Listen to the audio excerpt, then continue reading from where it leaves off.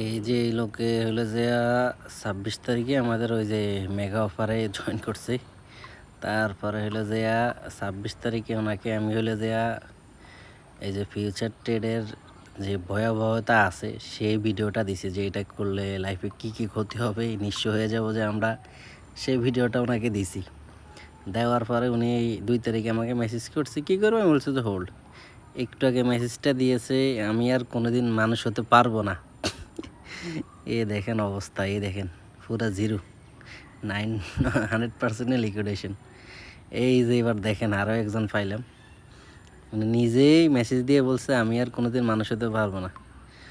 ওনাকে এইখানে উনি বলছে যে উনি অনেক লসে আছে। তাই বলছে ঠিক আছে, আল্লাহ ভরসা, আস্তে ধীরে ঠিক হয়ে যাবে। কিন্তু মানে ফিউচার ট্রেড সম্পর্কে ওনাকে আমি বিস্তারিত ভিডিও দিয়ে দিলাম যে এইটার ভয়াবহতা কত দূর দেখে নেন। ভিডিও দেখার পর লাভ রিয়েক্টর দিছে। আর মাত্র এই যে নামাজ পড়তে গেছি, এখন আইসা দেখি উনি মেসেজ দিছে।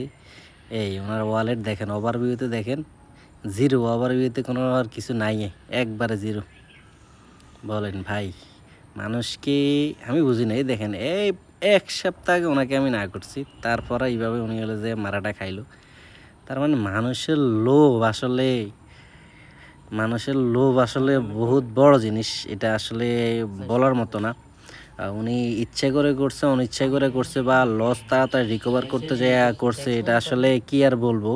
তো এখান থেকে আসলে আমাদের সাবধান হওয়া দরকার। কেউ আর কখনোই ফিউচার ট্রেডে যাবেন না, কারণ ফিউচার ট্রেডে যাইলে যে কী ভয়াবহতা আপনারা নিজেরাই দেখেন। তো আশা করি এখান থেকে আপনারা সাবধান হয়ে যাবেন। আমরা আসলে রেগুলারই এই ফিউচার ট্রেড না করার জন্য চ্যানেলে বলে থাকি। এই যে আমরা এই যে এখানে একজন পাইলাম, দেখেন উনি $8 ট্রেড নিয়ে $170 লস। তারপর এই যে এখানে এই আরও একজন পাইলাম, এখানে আপনারা দেখেন উনি হলো যে এই যে দেখেন বিটিসিতে লং করে 93% লস। এরপরে উপরে আরও আছে ভাই, এরকম অনেক আছে, কত আর দেখাম। এই সব মেসেজ তো আমরা ডিলিট করে দিই, এগুলো রাখি না। এই অবস্থা। তো আপনারা কেউ ভুলো এইসব জিনিস মনে করেন যে করতে যাবেন না। এই যে এখানে এই দেখেন $8 ট্রেডে $170 লস, কি একটা অবস্থা। দেখ, সবাই ভালো থাকবেন আর এই জিনিস থেকে সবাই দূরে থাকবেন।